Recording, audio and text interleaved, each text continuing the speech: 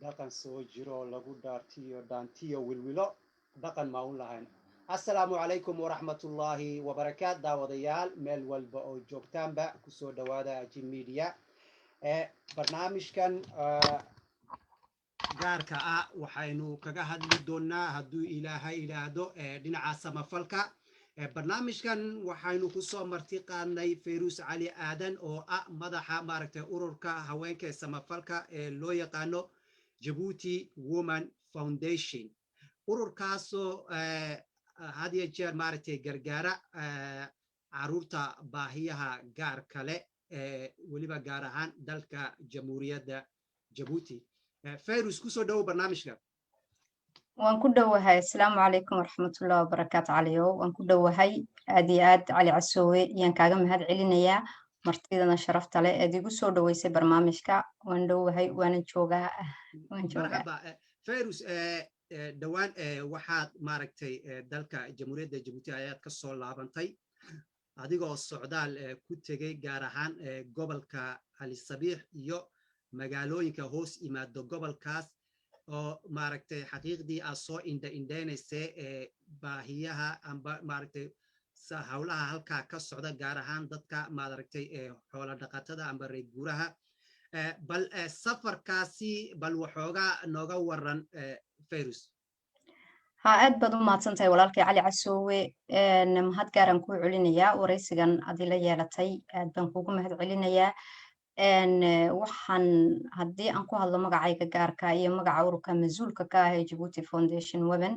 iyo magaca maadaragtay gacantayda midig ama maadaragtay xoghayaha ururka Xasan Xuseen Shire iyo waqaafta sare ee ururka. haddii afkooga aan ku hadlo waxaan horta waa maalin ciideed ciidii 2 cishaan ka maqannahay. salaan qaaliya iyaan ummadda reer Djibouti meel kastay joogaan usoo jeedinayaa. ciid mubaarak baan ka leeyahay. madaxweynahayaga Abba Ismaaciil Cumar Geelena waxaan ka leeyahay ciid mubaarak. hooyada qaranka waxaan leeyahay ciid mubaarak. maanta ay bishu tahay 15 oo maanta maalin qaaliya ay tahay iyo nasiibka igu sameeyay waraysigan inaan maanta isku soo hagaagno. waxaan bisha maanta oo madaxweynaheenu uu markii 5aad loo doortay oo dhalinta wadanka iyo ummadda reer Djibouti hooyo iyo aabba isku duuban ay yiraahdeen aabbo waa inaad noogu soo noqotid xilka uu maanta gacanta saaray uu 5 sano. waxaan ilaahay uga rajaynayaa ku dhabarka u fududeeyo ummadana u dira horumar tiigsiga laga doonayo dhalinyartana ilaahay uu keeno. aabbo waxaan leeyahay garabkaaga ilaahay ha galo. ducaan annaka daan qurba joogta yareerayda hooyooyinkii ee samafalaheenahay oon afkoogii ku hadlayo waxaan ku leenahay waan ku garab joognay waanan ku garab joogi doonaa ilaahay hawshaa aad qaaday maanta farxaddayda lama koobi karo aanan maalintii la bilaabaya u joognay waxaan leeyahay ilaahay ha kula jiro ilaahay ha kula jiro ummadda reer jabuutina uliya dir ilaahay ha ka dhigo ay isku duubnaadaan sidaa dhalintu ay u kaceen ee waddankeenu maanta 43 sano uu maanta nabad ku Soomaali ilaahay waxaan ka baryaynaa meeshuu joogo meel ka dheer madaxweynaha ayagana waxaan leenahay aabo qurba joogtuna way ku garab joogtaa u soo jeeso wixii ka dhiman qurba joogta haddii aan nahay samafale waxaan leenahay qurba joogtu waa inay qaybtooda iyakuna intii wax qabanaysa ee waddanka u jajaban iyo inta kaleba inaa la soo jiito oo maad aragtay kalgacayl xoogsiya ayaa nala geliyey inuu maad aragtay loo furo albaabada oo maad aragtay qurba joogta lasoo dhawaysto oo maad aragtay ay waddankooga jacaylkiisa ay qabaan ayakuna muujiyaan taasi baan cali horta hadalkaa kaga gudbayaa warays su-aashii aad weydiisay haddaan usoo laamo wallaahi waxay nagu dhalisay annaka shucuur gaara waxay nagu dhalisay gobolka aan tegnay maad aragtay casajoogu magaalada Godawaca la yiraahdo ayaan tagnay dad dhaqankoogii sita dad waddankoogii ku faraxsan dad ad u haysanba maad aragtay dadkani waa reer guuraa oo degan oo maad aragtay habaysan oo yacnihii tusnaanta iyo kala dambeynta iyo maad aragtay ixtiraamku uu ka dhaxeeyo oo shucuurtay qaban la koobi karin annaka waxayna gelisay shucuur gaara waxayna gelisay tiigsi fiican waxayna gelisay inaan haddii toole seexan weynaba aan baaqa ballaadhino gobolka dadkaasi dad waxay ahaayeen dhiiran dad waxay ahaayeen soo jeeda aad iyo aadna dee maba koobi karno ilaahay waxaan ka baryaynaa inay maad aragtay meesha ay degan yihiin ku faraxsan yihiin iyo waddankooga nabadda ah iyo sida ay wax doonayaan inay u qabsadaan inay maad aragtay ummad loo qabto noqoto horumarna gaarsiiyaan iyagoo dadkaasi ay yihiin dad u baahan uun intii loo qabtay in yarina loogu daro oo iyaku isku kalsoon bacaliyo marxaba dabcan marka aad tagteen waa maaragtay waxaad u kuur gasheen dadkii inaad ogaataan xaaladda ay ku sugan yihiin kolkaa maxaa idinka soo baxay halkaa dadkaas see maaragtay u nool yihiin dhibaatooyinka ay maaragtay ay tabanayaan ambase ay rabaan in laga gargaaro maxay tahay wallahi dadkaasi maasha allah magaalada Godawaco iyo Biciidleyba labada magaalaba waan tagnay dakhil waan tagnay waxa weeyaan de meel noo dhinayd waxay ahayd noorka un baanu tegin oo waqtigu nagu gaabtay se dhulkaasi dad ishabaysan oo maad aragtay tallaabadii loo qabtay la siiyey wasaaradda istaageersiga qaran ay u dhaqaajisay iyo faawowgu beero inaan la baro ay beerihii qabsadeen beerteen maxaa la yidhaahaa ay ku jiraan inay beec mushtar sameeyaan beeraha de iyo khudradda lanaga soo siiyeyna de ma malayn karno shucuurtooda weliba istaageersigii qaran uu dhexdooda ka bilaabmay oo wixii yaraydee la tusay ayna tuseenba inay qasnad gaara leeyihiin ayaku dhexdooda iska caawiyaan dadkaasi waa dad yacnihii labada gobol aan tagnay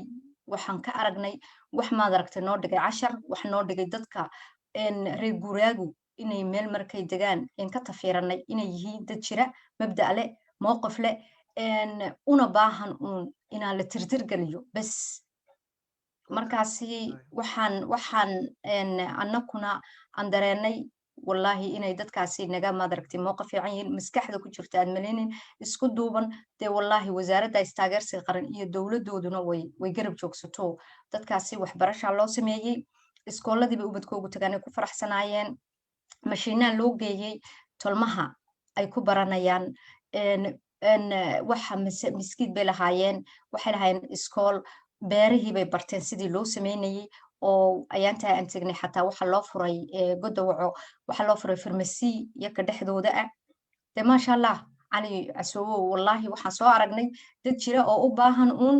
inaa maaragtay haddii xataa shaqo abuur loo sameeyo oo wax loo dhiibo wax soo saaraya dabcan idinka shakhsiyan wax gaar ah ay maaragtay maadaama qurba joogtii aad tihiin samafalna aad samaysaan oo the Djibouti Women Foundation maaragtay aad tihiin wax gaar ah ee idinka dalbadeen ma jira ay rabaan in aad ka caawisaan dadkaas waxay dadkaas horta shucuur waxa ku dhalisayba dad qurbihii ka yimiday yaa meesha intaa lagii jidka intaa lagini yimiday gargaarna inayla socda wasaaraddiina la socda samafalayaashii waaweynaaye dee naga maalka fiicnaaye faawowgo kale la socda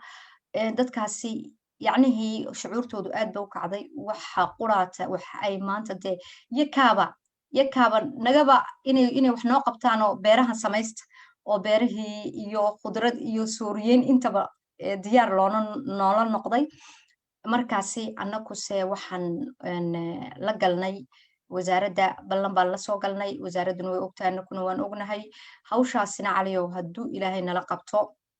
anuu maanta xalkan ka sheegayn ee howl aad u qurux badan tahay oo ilaahay aan baryayno inuu nala qabto oo maad aragtay aan dadka ugu soo ballan qaadnay inuu maad aragtay inaanu suurtagelin doono hadduu ilaahay yidhaaho bilahan nagu soo eedan hadduu ilaahay yidhaaho iminka ciiddii ayaa maaragtay na soo dhaaftay ciiddii maaragtay kolka ciiddii idinku maaragtay maxaad ka geysateen dadkii maaragtay agoomaha amba maaragtay dadkii baahiyaha gaarka qabe ubadkii hay-addiinu wallahi ururka iyagu imika 2 sanaba muddo 2 sanaba xawli buu ku socdaa waa sanadkii imika 3aad waxaa noo bilaabmay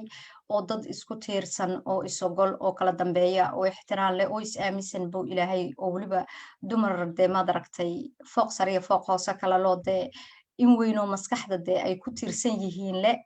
iyo in dhaqdhaqaaqii fudud oo dhaqdhaqaaqii qabanaysa ummaduna markay maad aragtay isku tiirsan yihiin ama inta maad aragtay ay doonayaan inay wax qabtaan horta ilaahay ma hoojiyo markaasi waxa annaka aan markasta ahayn kuwa isxil saara damiirkoogana geliyey inay dadkooga annakoo maalqabeena ahayn annakoo qurbo jooga annakoo maanta adduunyo aan leenahay dee adduunyaan ku fadhinaa ayna jirin inay labadaa ciidood ha yaraato ha badnaatee ubadka maad aragtay anfaliidka ee handikaabeyga ama maad aragtay agoomaha qofelaanga inay qayb ka geystaan ay ciidsiiyaan taa muddo 5 sano aan soo wadnay si un baan maantana hawshii xalkii ka galnay oo sanadkii u dambeysay ubuq baan siinay 100 ciyaala ciiddii u dambeysay carafo maantana ciyaalkii belbela ayaan siinay annagoo ku duuban wasaaraddii istaageersiga qaran gurigii hooyooyinka ciyaalka un lacag guddoonsiinay dharna maad aragtay ciiddoodiina guriga hooyooyinka uu nala garba joogsaday maasha allah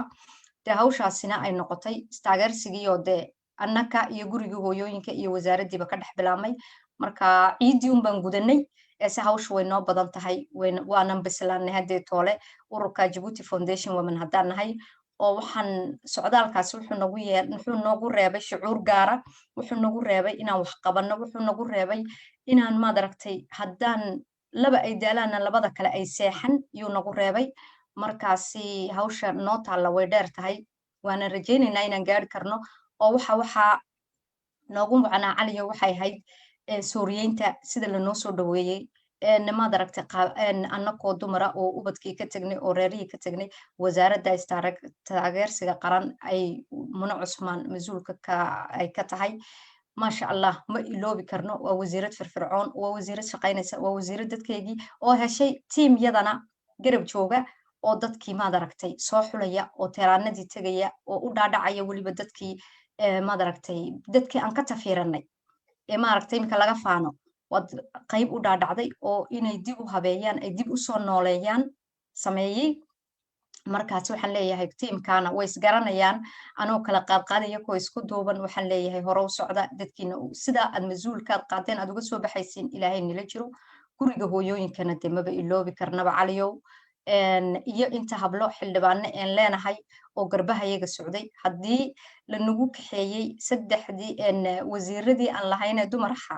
iyo wixii xildhibaan ahaa haddii wafti nagu kaxeeyeen oon ka bilownay Djibouti ilamaa dakhil ilamaa iyo cali sabiix xareeraheegii dee maba iloobi karnaba inaa hawl badan baa lanaga sugaya ilaahay nala qabtee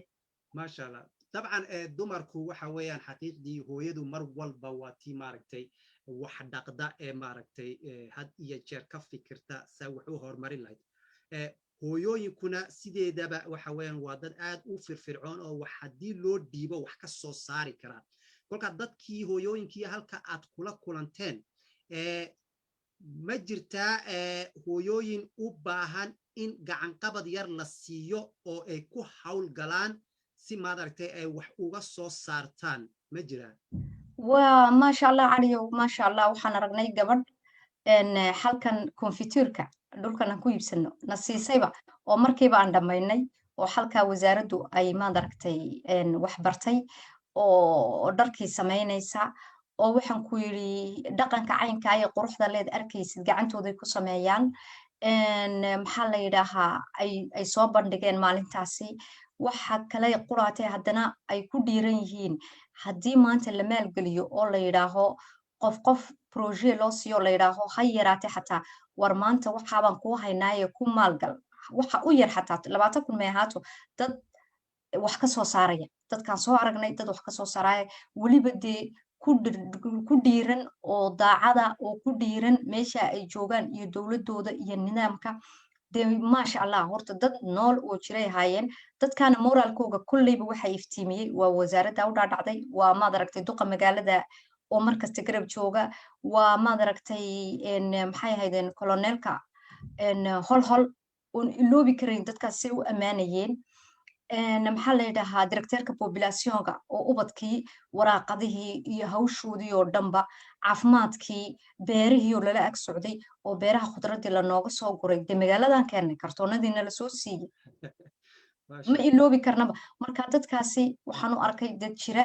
eese maad aragtay u baahan haddii maanta qurba joogtu ay maad aragtay intay is eegayaan ay caliyow gacan quraata noqdaan waxaan hubaa inuu maad aragtay qofba meel hadduu xataa ka bilaabo kiiba 10 qaato inay dadkeenaasi dad nool oo jira oo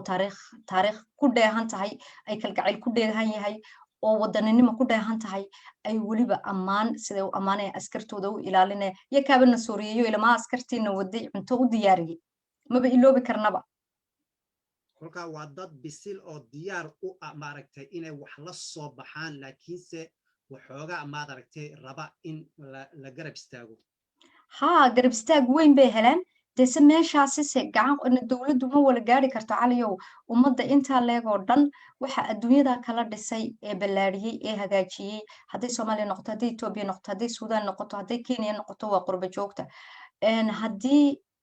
labadii qurba jooga isfahmaaba mabda ay qaataan ayaku meel ku hagaagaan dee waddankii yaa kaa xiga maanta haddaad ka dhaadhacdid hawsha dhinacaad jeceshaad caliyow ka galaysaa haddaad samafale weliba u kacdid ma haddii aad tiraahdid anuu kursi baan ku aymadaya oo halka saree fooqaan eegaya mise haddii aad leedahay waddanka waxbaan ka geysanaya dee cid ku hor joogsanaysaa ma jirto waxa nagu dhiiranaaday oo weliba aniga iyo inantaa walaashay xasna waa markii labaad aan wala tagno 2019 waan wala tagnay maanta se hooyo dhabaroo nala socotaa jirta oo ururka ku jirta iyo inan kaloo iyaduna maxay ahaydeen hablaha ka tirsan 2 hablood oo iyakuna waxaa 5 baan ku tagnay iyo 2 hablood oo iyakuna hablaha dhabarka u ah ururka ah yaa ku jiray waxa yacnihii ay keeneenba haddii tole inay maad aragtay ay yiraahiin fayruse wixii aad u doodaysay waxaad u caymadaysa waan aragnay waa sharaftan iyo karaamadan yakoo baawur iska wato dariiqa dhex socda ayaa baawurka laga joojiyo war hadii qurba joogta TV-ga maad aragtay gargaarka cali sabiix tagay intaa quraata ayaa ku garanaya caliyow intaa quraata ayaa ku garanaya iyana maanta waxaad tahay waddanka Ingiriiska joogtid ama Holland aan joog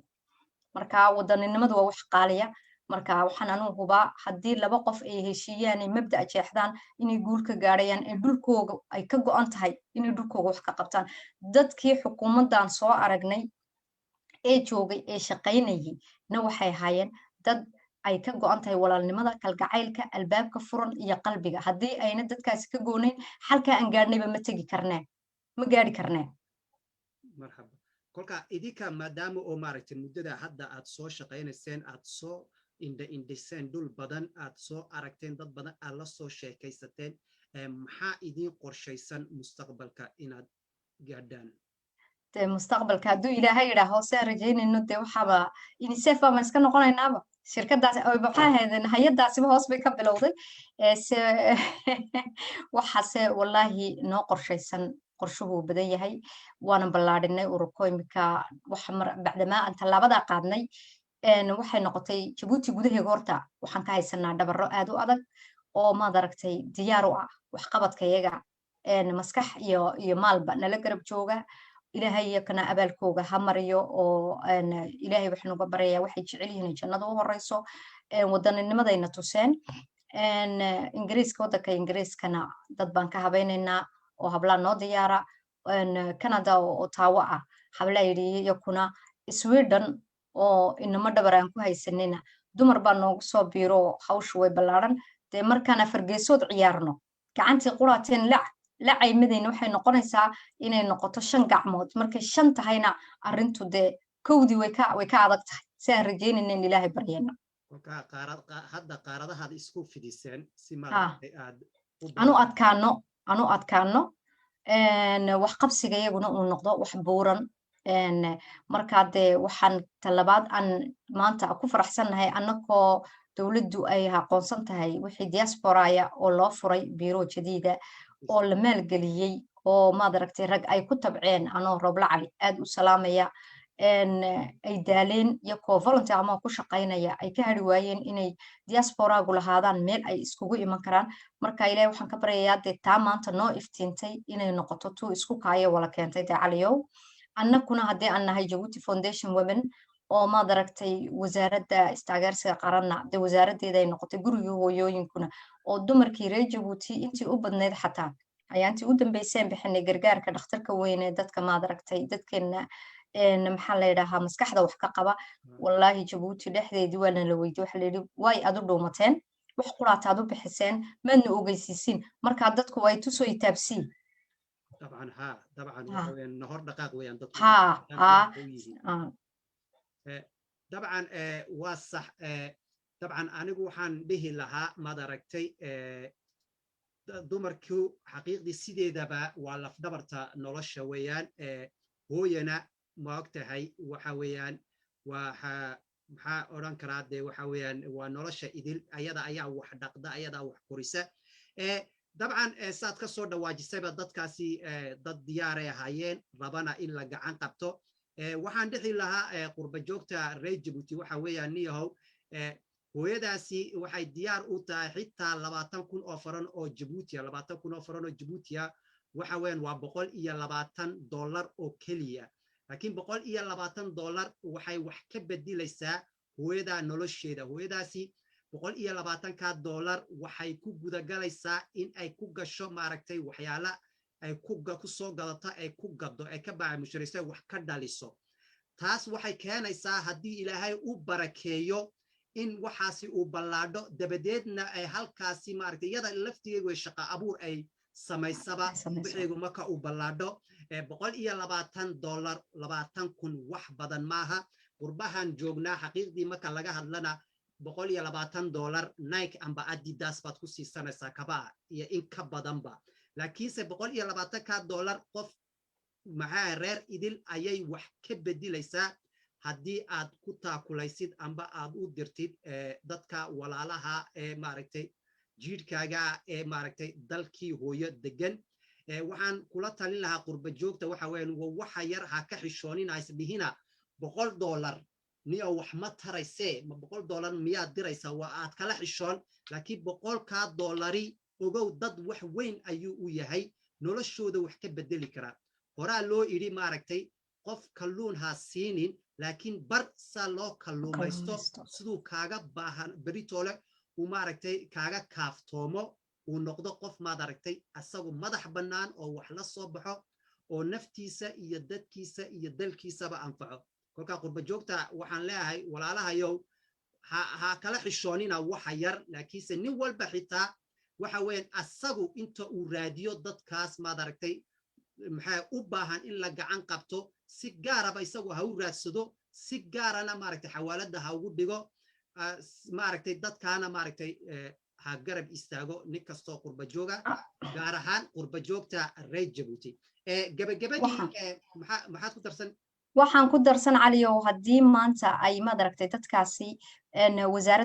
wasaaraddaaba haysa dariiqad cad bay joogaan haddii maanta 2 qof 5 qof ay isku biiraan ay yidhaahiin maanta $500 iyaan dad u diraynaa wasaaraddu waxay samaynaysaa 5 kale iyadoo ugu daraysaa 10 qof baa wixii la geyn oo la gaarsiin dadkaasi haddii shaqo abuurkaasi loo dhaqaajiyo wasaaraddu waxay bartay say beeraha u beeran lahaayeen waxay bartay ubadkoogii iskool bay u geysay waxay samaysay kale ay wasaaraddu samaysoo kale inay maad aragtay dumarkii waxa loo geeyay mashiino dharka lagu talo markay mashiinkaa barato haddii mashiinkaasi ay baratay loo iibiyo oo dharkiina loogu iibiyo iyo kotiisiye ah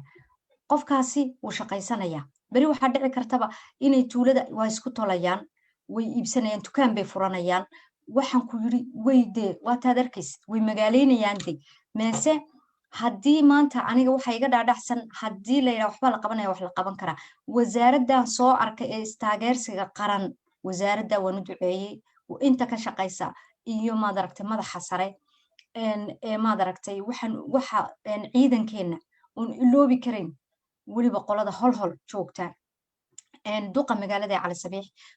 waxaan aragnay dad isku wala duuban dadkooga wax u qabanaya dadkooga u joogsanaya dadkooga maad aragtay habay marka dadkani moral bay hayaan qofku markuu moral hayana wuxuu qabsan karaa qofku markuu moral hayan waxba ma qabsan karo mise dadkani moral bay hayaan haddii 5 nin imika la iskugu daro dukaan loo furo waa shaqo abuur dukaan kale uu keenaya oo la yiraahdo maanta waxaan haynaa $1,000 baan u dirnay wasaaradii la yiraahdo qof dukaan ugu fura meesha dukaan looga furo qofka u furfurcoon wasaaradii iyada dadkii kala garanayso ku dhex jiro dadkan waxay heer noo gaadheen noo macneeyeen inay yiraahdeen lacagta yare la siiyay bil kasta loo geeyo siday wax u siistaan iyagoo ariga kula maqamay wasaaraddu sugaan habluhu iyagoo umula iyo sugaanay ka tagin markaasi haddii la yiraahdo waa kan kunkaasi wasaaradii la geeyo wasaaradduna kunka leeg bay ku daraysaa 2 dukaan baa ka bilaabmay bari 3 dukaan bay noqon dadkeenu way magaaloobayaan ma haddii aan niraahno waxba ma hayno ma waxan baan wax samayn karaa oo dadkaygaan ku horeysiisan ma noqonayso marka aanu taqulaateen Cali oo soo arkay waxay ahayd anu horta hawsha u horeysay dhaqaajay 2014 markastana waan sheegaa madaxweynaha kulan aan la yeeshay hayd Brussels kula yeeshay waxaan ahayn 8 dumaraan ahayn waxaan nidhi 10 euro aan meel dhiganaa 10 yaan meel dhiganaa de waxay la noqotay 80 euro bishii waxaan nidhi 3 biloodna waxbaan ku daraynaa haddana waxaan doonaynaa dadka iyaga mabda'aasina wuxuu maad aragtay maskaxdaasina maskaxiigu jirtay ahayd aniga oo iga timiday habluhuna way la garab galeen de gacan quraatay isma meedho fool ma dhaqday Soomaalidu tiraahdaa de uu yaabay madaxweynuhu wuxuu ka yaabay ma 10 euro ha waxaan nidhi waliba dadka iyaga Djibouti way joogaan way baahan yihiin haddana waan ka tallaabsanaynaa maalintii ducadii waxaan u malaynayaa de inaan anu dhabarada ugu yeeshay intii ila socotayna imika waxa jirta in badan oo xiriiraan leenahay hawshii ku walaalownay waxaanan arkay inay aakhiriya adduunba lagu liibaanayo qofku markuu dadkiisa u fikiro habeenka ciida imika sida aan dumar habla walaala u nahay u shaqaynayno ma seexanadii rabadaan maalintay bilaato annaga waxa noo bishay walwal inaan ubadkii ka fikirno kuwa yagii maaha marka ilaahayna kula garab galaya waana ku gaari guul sharafna waad ku gaari dawladana marka dadka xukuumadda haya u dhaadhacdid de sharaftaad ku leedahay waxaad ku arkaysaa qof wixii sidoo leh anu dadkaygii 10 qof baan inaga qaadayo masuul aad ka tihiin baa tahay marka yakuna maba gudi karaba abaalkoogu waa nin garta ninna waa nin daay hoos marto aliyo marxaba gabagabadii waxa weeyaan oo soo gabagabeynaa hadduu ilaahay yiraahdo maxaad ku soo gabagabeynaysaa gabagabadii talo maxaa ku soo gabagabeynaysaa hadduu ilaahay yiraahdo wallahi talo waxaan ku soo gabagabeynayaa hawl badan baa inaga qabiyaa qurba joogadaan nahay hawl badan baa inoo daadsan dadkeenu way noo baahan yihiin wadankeenu way noo baahan yahay nin kastiba lama horar waa cows jilaalo meesha uu ka yimiday uma tagi doonaa waxa weeyaan inaan guntiga dheesha iskaga dhigno inaan istaageersano inaynu isku fiirsan inaan maad aragtay labadii isfahmaysaaba ay qorshe iska qaataan ay dhaqaajiyaan haddii maanta la iga yidhaaho dawladda Djibouti qurba joog uma furfurnana anaa beenaynaya aniga kula hadlaya beenaynaya waxa weeyaan haddaad aduu tiraahdi 10 qof baan maanta masuulkeega inaga qaadayaan wuxuu sidaa albaab kasta uu furan yahay sharaf baad ku leedahay karaamad baad ku leedahay ma haddii aad tiraahdi 10 baan sidaa se waxaan doonayaa aniguna de inaan ininka tartan inila galo oo waxaan dooni kursi baan malaha dooni oo waxbaan dooni de taasi waxaa dhici karta inaad dariiqadii de wadankii ma deganid oo waxaa dhici karta inaad difficultydka de aad tirsatidba ma haddaad tahay samafale albaab xuran oo inaga banadan qurba joog weliba haddaan nahay maxaa la yidhaha inta dambana ilama iyo sanke mondaga maalintii lagu dhaqaaqay madaxweynuhu uu ku culculiyay projeyada qurba joogta waa laga hadlay qurba joogtu aqal dhanna maanta waan leenahay biiro dhan baan leenahay waxaan leeyahay han toosno walaalayaal han isku tiirsanno dadkeennuna way noo baahan yihiin inagama dharagsana marxaba fardus aad iyo aad ayaad u mahadsan tahay hawsha aad maaragtay haysiinna maaragtay ilaahay ha nigu garab galo maaragtay qurba joogtana waxaan ka codsanayaa si sharaf leh waxa weeyaan war dalkiina waad arkaysaan cidna ha ku halaynina nin walba isaga intii itaalkiisa ma aragtay ha u gargaaro dadka walaalihii ah ee u baahan in la gacan qabto daawadayaal barnaamijkeennii aynu kaga hadlaynay samafalka intaas ayuu leeyahay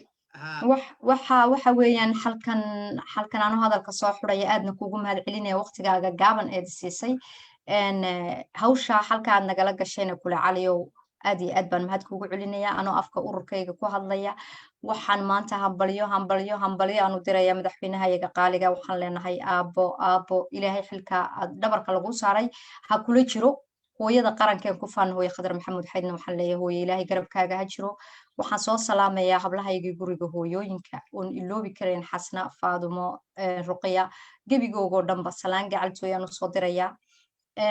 aabba dhabaroon leenahay oo halkaa sawirkiisu ka muuqlo geeley diris cumar oo madaragtay xidigaha qurba joogta dhabarka u dhigtaan waxaan leeyahay walaalo jiroo joog baan ka leeyahay rooble cali waan soo salaamayaa wasaaraddeedii qaaliga ahayd iyo wasiiraddeedii muna cusmaanna waxaan leeyahay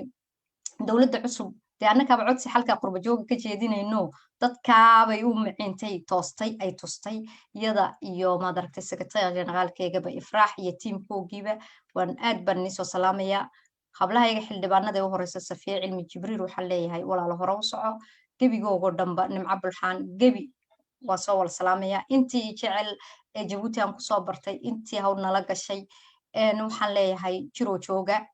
halkaa guddi noo fadhido qaaliyana farduuso cali hadday tahay faadmo mooga deeriya hadday tahay mahdi hadday tahay siciido mooga hadday tahay waxaan leeyahay jiroo jooga السلام عليكم ورحمة الله وبركاته. مرحبا آد بعد فردوسة ومع سنتاي داوديا برنامجكي انتاس ايانو كسو قبقبيننا برنامج كاسو كو وريساننا فيروس علي آدن او مدحا أوروركا سمفالكا لو يقانو جبوتي وومن فاونديشن برنامجكي انتاس ايانو ويجي وحا برنامجكي ايدينو سعوسينا يعني علي عسوا انتاينو ديب او كل مدونو وحان اتكيتاقينا ساس ايو نبت قاليو